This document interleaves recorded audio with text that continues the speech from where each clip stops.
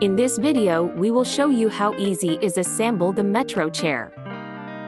First step, we will need 4 small screws, 4 washers and Allen key, the back of the chair, the legs of the chair.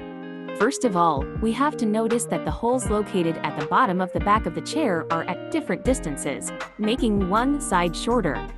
At the same time, in the legs of the chair, we also see that the holes are not symmetrical or square, so we will have to fit them according to these criteria.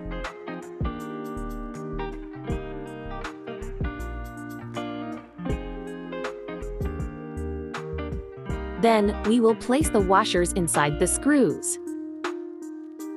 We fit the legs in the correct position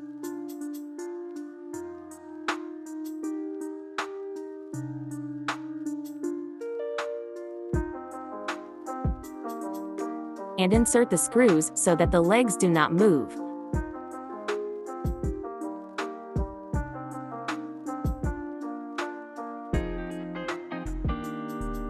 Once this is done, we start screwing with the help of the Allen wrench.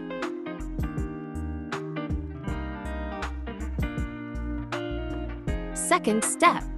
We place the chair pad on top of the chair as we see in our image, and we would have our chair finished.